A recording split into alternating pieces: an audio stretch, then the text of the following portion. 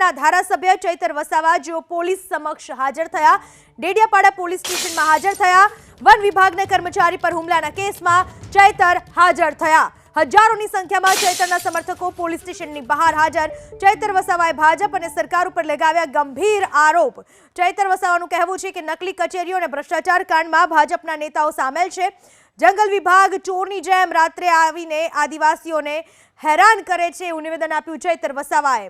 આપના ધારાસભ્ય ચૈતર વસાવા જેઓ પોલીસની સમક્ષ હાજર થયા, વન વિભાગના કર્મચારી પર હુમલો કરવાના કેસમાં તેઓ હાજર થયા છે। પોલીસ સમક્ષ ડેડિયાપાડા પોલીસ સ્ટેશનમાં હાજર થયા ચૈતર વસાવા। છેલ્લા 1 મહિનાથી વધુ સમયથી તેઓ ભૂગર્ભમાં હતા અને આજે ચૈતર વસાવા હાજર થયા। વન વિભાગના કર્મચારીઓને માર મારવાનો તેમના ઉપર આરોપ છે અને સાથે જ આર્મ્સ એક્ટ હેઠળ ગુનો નોંધાયેલો છે।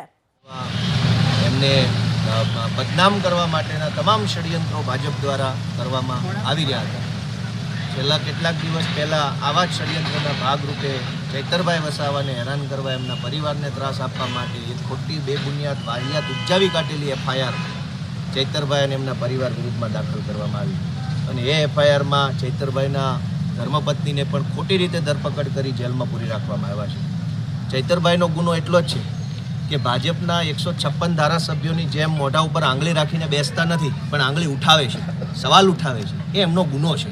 આદિવાસી સમાજના બાળકોની શિષ્યવૃત્તિનો પ્રશ્ન હોય, પ્રાયોજના અધિકારીની કચેરીમાં ચાલતા ગેરવહીવટનો પ્રશ્ન હોય, આદિવાસી સમાજના જાતિના પ્રમાણપત્રો બાબતનો પ્રશ્ન હોય, આદિવાસી વિસ્તારોની અંદર જે મોટા પાયે નકલી કચેરીઓ ચાલે છે એનો પ્રશ્ન, આવા તમામ પ્રશ્નો બાબતે ચૈતરભાઈ હંમેશા સવાલ ઉઠાવે છે, અવાજ ઉઠાવે છે, આંદોલનો કરે છે, જેના કારણે ભાજપને પેટમાં તેલ રેડાય છે અને આ અવાજ ઉઠાવવાના ગુનાના કારણે ખોટી FIRઓમાં ચૈતરભાઈની ધરપકડ કરી છે। ત્યારે આજરોજ ચૈતરભાઈ સામે ચાલીને પોલીસ સમક્ષ હાજર થયા છે। મને એમ લાગે છે કે કાયદાની અદાલતમાં ચૈતરભાઈને જરૂર ન્યાય મળશે। અત્યાર સુધી ક્યાં હતા?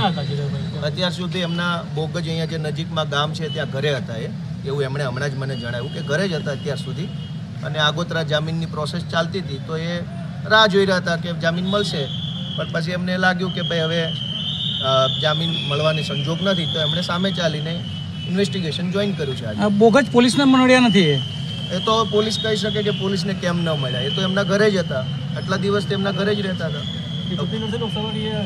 મને એમ લાગે છે કે 4 ચોપડી 5 ચોપડી 5 લોકો મંત્રી સંત્રી બની જતા હોય તો ચૈતરભાઈ તો ભણેલ ગણેલ ક્વોલિફાઈડ માણસ છે, ચૂંટણી લડશે કે કેમ? મને એમ લાગે છે કે ચૈતરભાઈ જેવો બાહોશ યુવાન નાની ઉંમરમાં જેણે આટલું મોટું કામ કર્યું।